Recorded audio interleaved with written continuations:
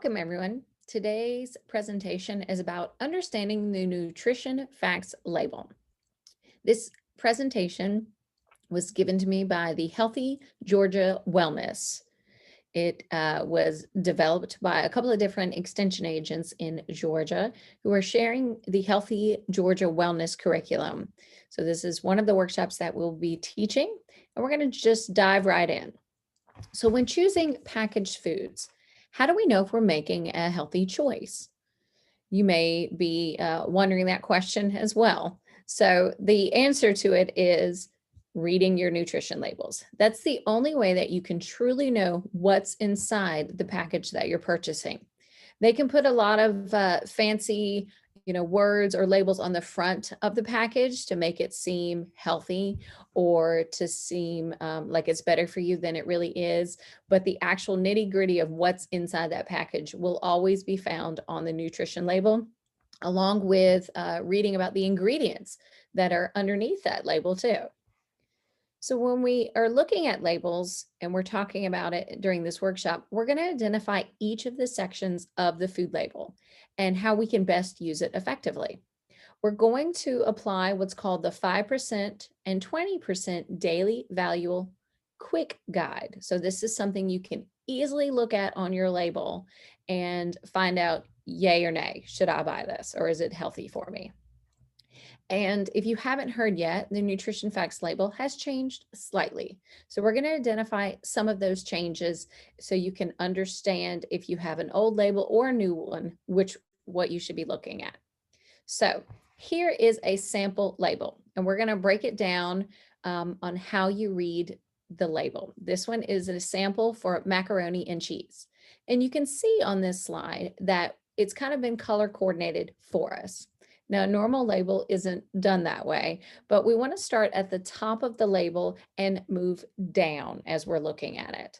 So you're going to be going through the basic of, what's in the box, how much of it is a serving, how much I can eat.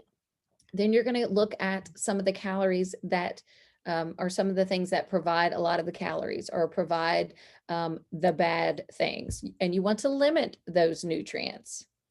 And then there are some nutrients that you want to make sure that you get plenty of. Maybe you take vitamins or other supplements. Well, we want to get our nutrients from our food. And the best way to do that is to make sure that you know what you're eating. And then last but not least is the daily value section. So we're going to go into more about what that is and how to look through each of these sections of the nutrition label. So in the beginning, the start here, you're going to look at the servings per container. So you want to know how many of whatever this is in this box. Okay. But more specifically, you want to look at the serving size. So for this one, serving size is 1 cup. So you should be eating a serving, which is 1 cup. And if you eat the entire box, you're getting all 2 servings. So you're going to have to do a little bit of math because 1 serving has all of the other information below it. So 1 serving has 250 calories, has 12 grams of fat, has 5 grams of protein. But if you're eating 2 servings of it, then you're going to have to multiply all of these numbers by 2 to do a little bit of extra math. Okay, so paying attention to that serving size and even using your measuring cups or your measuring spoons to serve that food to you so you make sure that you're getting a proper serving size is always helpful. And then you go further down the nutrition facts label and you get to the middle part, which is what I think most of us look at. Besides the calories, you tend to look at the nutrients there, the things that you know are bad for you, but you don't really understand, is this a good number or a bad number? So we're going to look at the total fat, cholesterol, sodium, which is salt, and sugar. Okay. Those are the nutrients that we want you to limit. So we want those numbers to be as low as we possibly can, or hopefully 0. So looking at the fat, first you see it says total fat. Well, we don't want to just stop here because there is good fat and there is bad fat. So we want to know how much of the bad fat is in there. So 12 grams of fat total. But the bad fats that we want you to stay away from or limit are the saturated and trans fats. So there are 4 grams out of the 12 grams of total fat, 4 of them are saturated fat. So that would also lead you to know that the difference, the 8 grams, is unsaturated fat. And this is our good heart healthy fat. So for example, when you're looking at something like nuts, you'll notice that nuts are typically high in fat, but they're high in unsaturated fats, the heart healthy fats. So don't be afraid that you can't have your trail mix or something like that because it has nuts in it. The nuts provide a good source of protein as well as heart healthy fats. Just make sure if you're eating the trail mix, you're not getting the ones with the M&Ms or the candy or that kind of stuff, because that's going to be high in sugar. We want to look at, again, the things that are bad for your heart in addition to fat are cholesterol and sodium, salt. A lot of packaged materials have a higher amount of sodium. Something could be reduced fat and they've added more sugar or added more salt to the package to still have that flavor. So make sure that you are reading your labels correctly. When we're looking at sugar, it has total sugar, but again, just like fat, you don't stop there. You need to go below. So the newer labels have the total amount of sugar, but underneath it, the sugar that we're most concerned about is the one that's been added. Added sugars, what we want you to limit. If a product has fruit in it, it could be high in sugar, and that doesn't mean it's bad because you're getting a lot of good nutrients from that fruit. It's kind of the difference of looking at a sugary cereal like Fruit Loops and looking at another cereal like Raisin Bran. They might have the same amount of sugar, but Raisin Bran is going to have a lot less added sugar because the sugar in Raisin Bran comes from the raisins. The sugar in Fruit Loops is pretty much completely added sugar. So just understanding how to read those things as well. And we're going to kind of come back to fiber because that's a nutrient that we want you to have. So you can see it here. These are the nutrients that we want you to have. Fiber is something that we don't get enough of. And as we age, we definitely need more fiber in our diet to help kind of keep us regulated and to help us feel full. So maybe we don't continue to overeat. You also want to make sure you're getting enough vitamin D, calcium, iron, and potassium. All the nutrients are important, but these 4 tend to be the most ones that have the biggest effect on your health and the ones that people are getting the least of. So we want to make sure that you know how much of these nutrients are in these products. Then we want to look at that yellow side area, okay? Here, it's the footnote and it talks about the daily value percentage. So the daily value is, if you see the little footnote at the bottom of the label, the percent daily value tells you how much a nutrient in a serving of food contributes to your daily diet. So for example, on average, people are supposed to consume about 2,000 calories.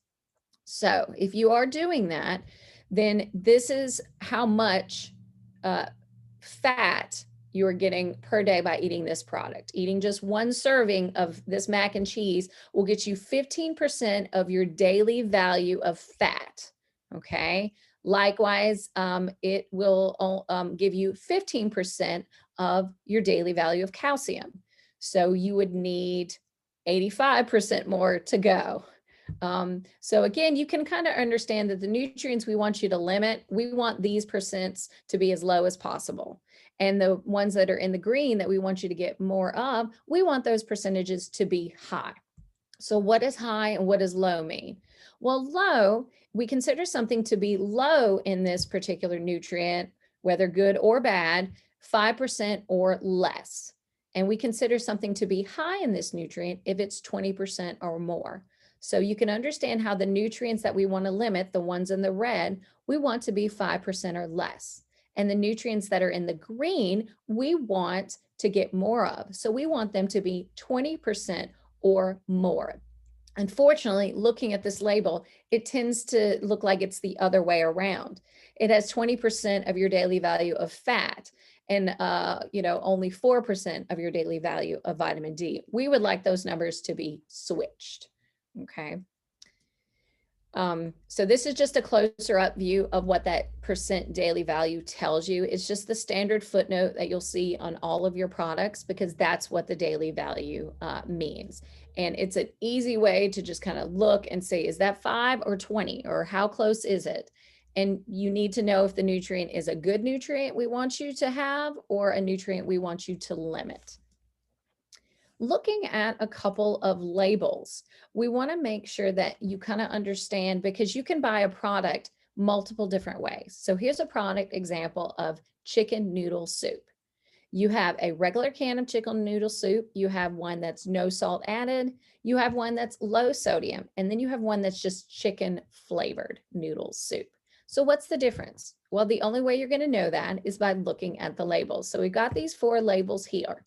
And some of them are the old nutrition labels, some are the new, but the main point of it is the information from it. It didn't vary too much there. So we want to look for soups and those kinds of things. They tend to be high in sodium. So that's pretty much what I'm going to look at is the sodium in these cans. We want to make sure that it's the least amount of sodium that we can get. So looking at our regular cup of chicken noodle soup, we have sodium is 890 milligrams, okay? 37% of our daily value. Then we have the no salt added chicken noodle soup can. And that sodium is, if you're just using a serving, is 130 milligrams or 6% of your daily value. So in this case, it's kind of like your sugar. You know, we're not saying that there's no salt in it, but they haven't added any salt, just like the added sugars. So looking at these 2 cans, you can have 890 milligrams or you can get 130 milligrams. And both of these cans cost the same. So whether the amount of salt they put in is not going to change the price. It's not like the regular one is cheaper than the no salt added. Then we have one that has a little bit of salt in it, but it's still low sodium. That is 470 milligrams of sodium. And then the last one, which is just chicken flavored noodle soup, that is 820 milligrams. Okay, so there's not much difference between the chicken noodle soup and the chicken flavored soup. Okay, when it comes to sodium, they're about the same. They're about 34 to 37% of sodium. So that's way over that 20% of something that's high. And sodium is a nutrient we want to limit. So we want it to be 5% or less. So you can see that those two are way too high for that. If you look at the low sodium chicken noodle soup, it's about half, okay? When you have something that's low sodium or low sugar reduced or whatever, it's about 50% of what the regular can would be. So it's 470 milligrams, but that's still 20% of your daily value. And again, we're trying to get it to be 5% or less. So out of these 4 options, the healthier one to go, if you're looking at sodium, would be the no salt added chicken noodle soup. You're probably, like most adults, getting more than enough sodium in your diet. And if, you know, one different can that you purchase can help reduce your sodium from 890 to 470 to this one right here is 130, that's a big difference. And you notice it's still 6% of your daily value. So it's not even as low as we would like it, but it's going to be the same cost and it's going to help your heart health if you can reduce that sodium there. So looking at that, that is, you know, a very important thing, difference there. One other difference I will notice is the chicken flavored noodle soup has 7 grams of total fat, and about half of those are saturated fat. So they have just as much sodium as the regular chicken noodle soup, has, you know, almost over 3 times the amount of the other chicken noodle soups when it comes to total fat. So looking at these options, I would definitely go with the no salt added chicken noodle soup. And that's what I purchase in my home as well. If I need to, I can add a little bit of salt when I'm cooking, but usually I want to season my food instead of salt with other herbs and spices. So you can see from 1 to 4, it kind of shows you the highest amount of sodium. Okay, so number 1 is not a good thing to be number 1. That means it's number 1, the highest amount of sodium. So we actually want to go with the least amount of sodium, which would be number 4. So I've mentioned that we have the nutrition label, but it's changed slightly. But some places you will still see the old nutrition facts label because not everyone has switched over yet. We're still in that process. But we wanted to put the 2 labels side by side so you can see what the original one looks like and what the new one looks like and kind of compare. One thing you'll notice right off the bat is it's bigger and it's bolder in certain areas. It jumps off the label at you. So you can't pretend you don't know how many calories are in whatever you're eating. You can't pretend that you don't know what a serving size is. We wanted to do this so that it's easier to read, as well as we want to make sure the consumer has all the information that they need. So the other one had the same information when it came to serving size and servings per container. It was still 2/3 of a cup and it still was 8 servings. Okay. But you can see it better. So if I know that 2/3 of a cup is the serving size, I can go get a measuring cup, like a 1/3 measuring cup, and scoop it twice. And that's my 2/3 of a serving. So I can make sure that I'm eating the proper amounts. And I know how many calories are in that. I don't think that, oh, this is healthy, it's probably only 100 calories. No, 2/3 of a cup is 230 calories. So if I have a full cup, I'm getting more calories. So this is something to pay attention to, especially I always tell people, I'm like, go look at cereal, because that's something usually a lot of people have in their cupboard. And they tend to think it's, unless you have a sugary cereal, they tend to think it's healthy for them. And I'm not going to, debate whether it is or not, but they don't realize how many calories they're actually eating. Because if you look at your cereal box, a serving size is about 3/4 of a cup to a cup, depending on which cereal box you buy. So which no one does, if you go get a measuring cup and actually scoop out 1 cup of cereal, that's not a whole lot. Comparative probably to what you actually are eating. Most of us, you just have an imaginary line in your bowl and you pour the cereal to that line, and then you go get milk and you pour that in there as well. But a serving size for cereal is about 3/4 of a cup to a cup. A serving size for milk for your cereal is about 1/2 a cup of skim milk.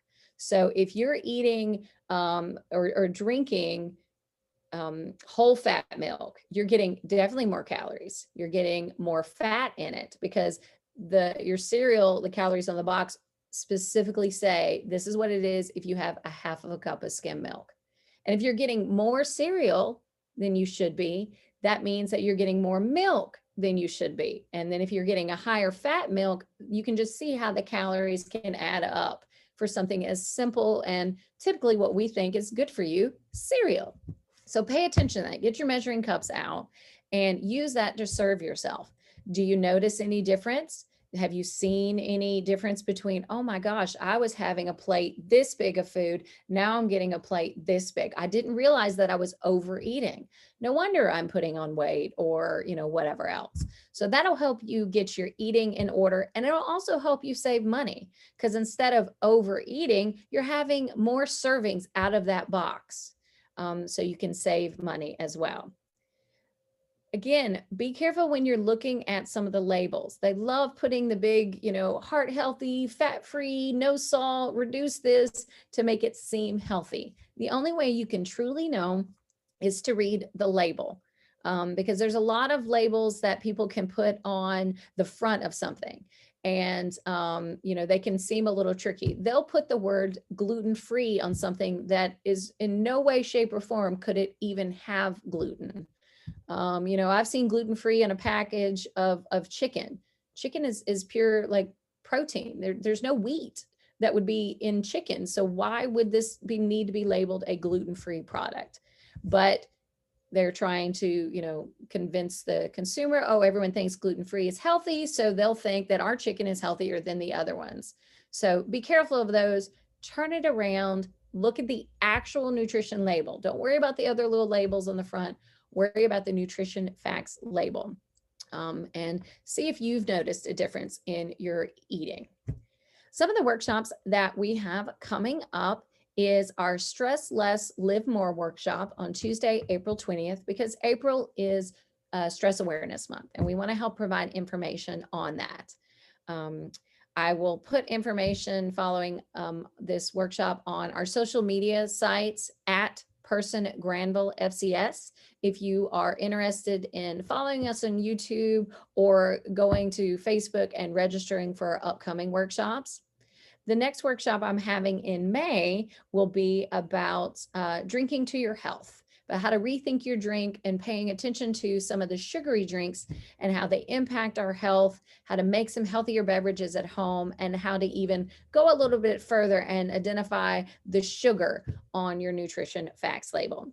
If you need any more information, please don't hesitate to contact us. And again, like us on Facebook, Instagram, and YouTube, and follow our pages at Person Granville FCS. Thanks for tuning in.